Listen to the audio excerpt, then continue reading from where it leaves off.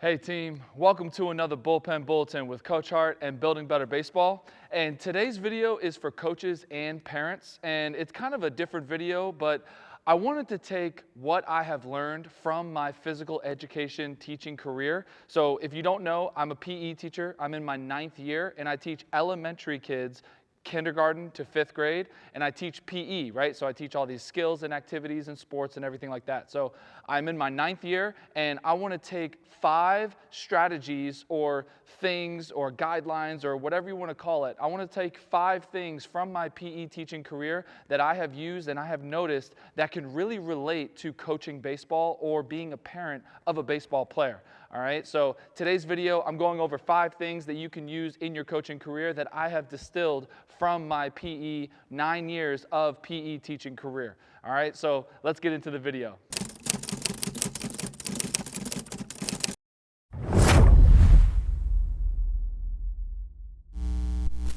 And remember, I'm Coach Hart. This is Building Better Baseball. This is the best place for baseball education. So let's get into these 5 things that I've distilled from my 9 years of elementary physical education teaching. So the first one that I've really noticed, kind of just all 9 years, every single day, is that kids need constant motivation and positive talk, positive feedback, okay? Now, kids are just naturally, they naturally don't think that they can do it, right? They don't believe in themselves. Even if they are courageous or even if they're confident, I have seen so many kids, countless kids, every single day, especially at the younger levels of kindergarten, 1st grade, 2nd grade, where they may be confident in something, but if they fail 1 time or 2 times, they just completely give up. They don't think that they can do it. And especially the kids who are not confident, they don't even try it 1 time before they don't believe that they can do it, right? So the one thing that I just always do is just constant motivation, constant positive talk. Hey, you can do it. Trust me, you can do it. Try it. All of these different things, right? And just like I said, just the biggest thing with this is that kids are just naturally think that they can't do something. They try something new, or especially if they try something new. So for instance, right now we are in our jump rope unit. I'm teaching them how to jump rope and turn the rope and everything like that, right? You have some great athletes who are great at soccer and basketball and all the sports, right? And they try jump rope for 1 or 2 times and they can't get it, or it hits their feet, or they can't turn the rope, and they literally throw the rope on the floor and they're like, oh, I can't do this. Like even if they're an athlete, or even if they have been able to do different skills well, jumping rope is just a really hard skill to learn. And like the one thing that I try to do is just constant motivation, constant positive talk, and praise it when they do it, and just try to instill that belief in them that they can do hard things. All right, and this really relates to coaching because baseball is a hard skill to learn. It's a hard sport to learn. It's a game of failure. So these kids will experience failure and not being able to do something often when they play baseball, especially at a young age, right? So just that constant motivation, constant positive talk. I do it literally all day, every day, in every single class from kindergarten to 5th grade. And that's just the first thing I wanted to say, is that the kids, they naturally don't think that they can do something, even if they are a confident young kid. All right, so that constant motivation, constant positive talk is really, really important to help them believe in themselves, first of all, but also to just kind of help them just like carry on, keep trying, because what they don't know is that eventually they will do it. Eventually, I see every single kid being able to do a skill that they originally thought that they couldn't do, right? So all they have to do is just keep that persistence and keep that belief, and that comes from you as the parent or coach, or me as a teacher, right? So constant motivation, constant positive talk is really, really important for these young kids especially. And let's get into number 2. So number 2 is explain why. All right, explain why. It doesn't matter what you are telling the kid. It could be something good. It could be some sort of disciplinary thing where it's something bad that they did something. Explain why. All right, so it is, kids do not respond to you just telling them to do something, right? Doing the "I told you so," or "just because I said so," or because I said so. Like doing those things, that is not effective for the kids because they don't understand why you are telling them to do something, right? So for instance, if you're out on the baseball field and you're telling them to hit off the tee, right? Why are you telling them to hit off the tee? You know, because that will make them a better hitter, right? But the kids don't understand that. The kids, most likely, they can't process the fact that hitting off of this tee where the ball is just sitting there, how is that going to help me be a better hitter? Oh, because Johnny, when you hit off the tee, you can really focus on your entire stance and every single component of your stance, and the tee is the easiest thing to hit because the ball's not moving, right? So those different things of explaining why, and especially discipline, right? If they do something that is against the rules or they're not supposed to do, explain why you are giving them some sort of consequence, right? Hey, Johnny, you need to go sit on the bench for 1 inning because of this reason, right? I do feel that kids often feel overlooked because they are children, right?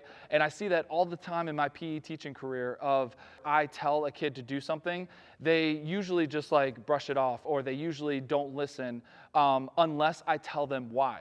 Hey, you have to ask to go get some water out of the gym because I have to know where you are. I'm responsible for you, so if there was an emergency, I have to know where everyone is. And if you just leave the gym without telling me, I don't know where you are. That's why you have to ask to get water.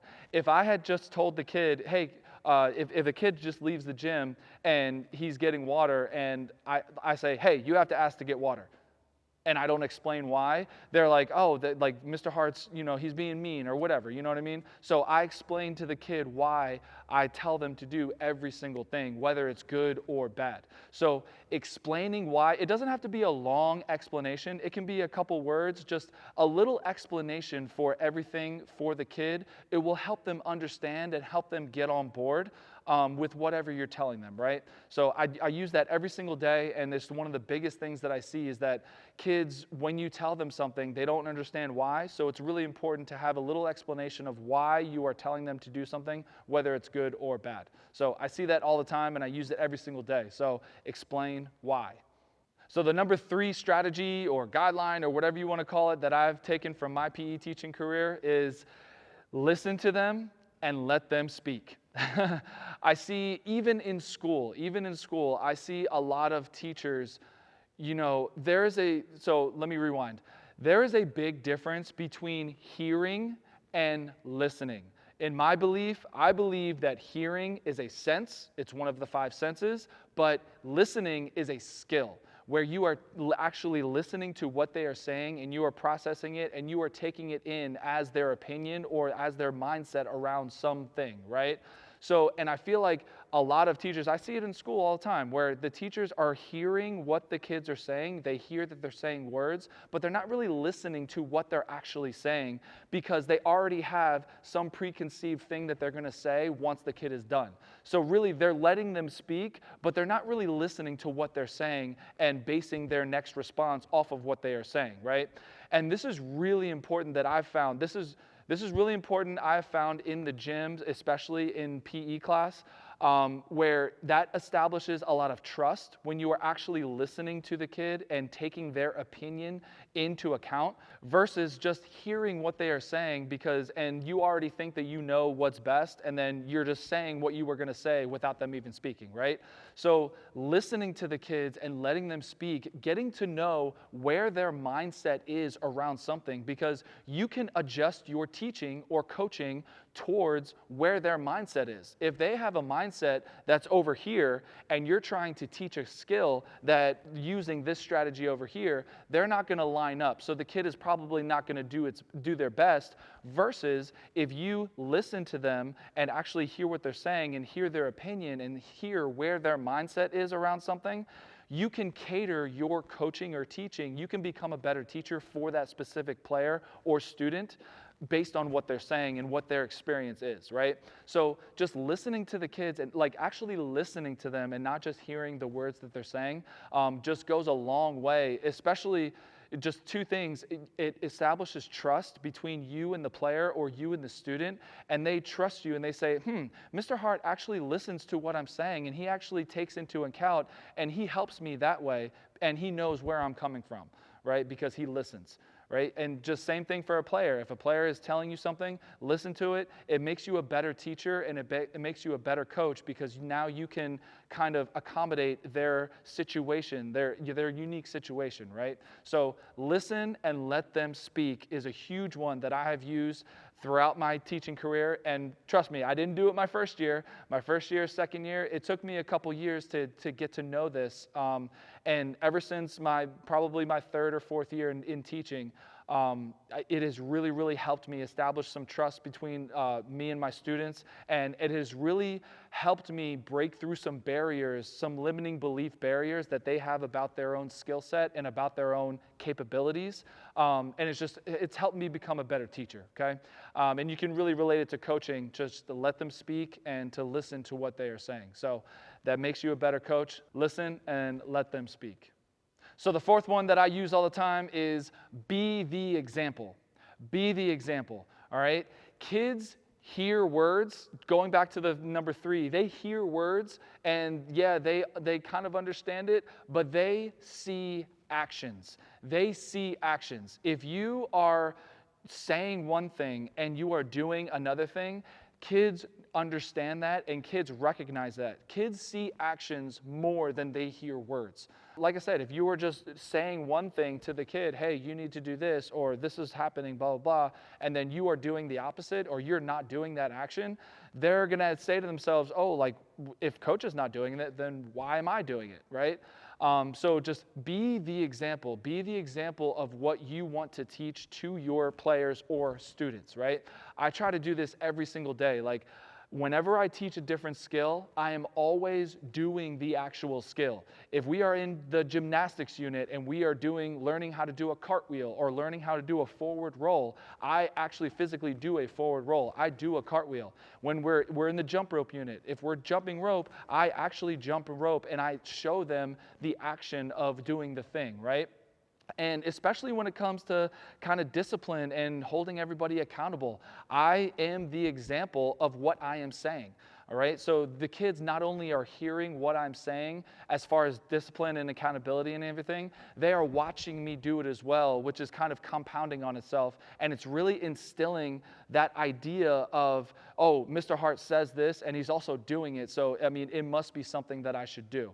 Right? So just be the example. I see a lot of teachers in school. I see a lot of coaches where they're kind of saying stuff, but they're also not doing those actions as well. And that's confusing to kids, right? Kids don't really understand that. They hear what you're saying, but then you're doing something else, and they're like, wait, there's no connection here, right? It's just a compounding effect of being the example of what you're telling the kids to do or telling your players to do. So be the example.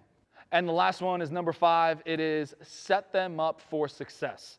All right, and this kind of ties back into number 1, where that constant motivation and positive talk, where kids, they don't necessarily always believe that they can do things. If they fail a couple times, then they automatically give up, especially the younger kids, kindergarten, first grade, second grade.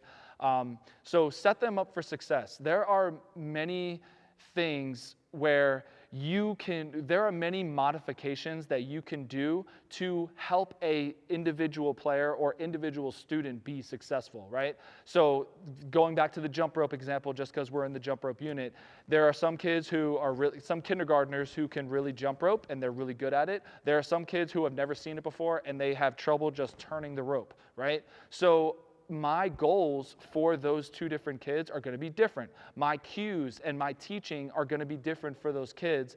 If I take the teaching that I give the kid who can jump rope and I put that same teaching on the kid who can't, that kid who can't is not going to be set up for success because they're not there yet, right? So you have to accommodate your teaching and accommodate your coaching to make sure that the kid will be successful, because getting those small wins, getting those quick wins every single day, and having the player witness themselves being successful, if that makes sense, it's just so powerful in creating that love for the game, or just in PE, that love for the class and activity and an active lifestyle and all of those things that I'm teaching. It just really helps those kids be successful and see success, so therefore they believe that they can be successful because they've seen it, right? Even if they're not as good as so-and-so over here. Oh, I couldn't turn the rope, and now after this one class, I can turn the rope and I can jump over it, right? I may not be Johnny over here who can jump rope 5 times in a row, but I was still successful and I was still better than when I came into class. And that's really, really important for these kids, just to see those successes. So make sure that you modify your practice plans and modify everything for each kid, and set their goals just a little bit higher than their current skill set, right? And obviously everybody's different, so everybody's going to have a different skill set, different goals. But if you help a kid see success, they will automatically believe that they will be successful, which will lead to more success, right? So it's just and the opposite is true too, where if they don't see success, they are very likely to just give up because they don't believe that they can do it, because that's how kids are, right? So just setting them up for success in any way that you can is just super powerful, and I use it every single day in PE class, and it's really helped me see the skill development in PE class and see these kids just grow. I have a very unique job where I kind of teach every kid in the school. I teach every grade, so therefore I see when a kid comes in from kindergarten, I teach him in kindergarten and first and second and third and fourth and fifth. And it is absolutely amazing to see the growth of the skills of the kids throughout every single unit. And I always remember when the kids are in 5th grade, hey, I remember you in kindergarten and like you weren't able to do this, but now you can. Like, do you see how goal setting works and all the things, right? So it's just really, really powerful to set them up for success. All right, so going back through it, number 1, constant motivation, positive talk. Number 2, explain why. Number 3, listen and let them speak. Number 4, be the example. And number 5, set them up for success. So these are things that I've used every single day in my PE class, and it has worked wonders for me, and it has made me a much better teacher. And you can really take these aspects into your baseball coaching, and it'll just really establish trust and just help your team out in general and help every single player be successful. All right, so hopefully you enjoyed this video. Look down in the description. I have a youth coaching starter pack that has a bunch of things in there, and I have a youth baseball parent starter pack. So they're in the description down below. Feel free to grab yours if you'd like it. Remember, I'm Coach Hart. This is Building Better Baseball. This is the best place for baseball education. I'll see you in another video real soon.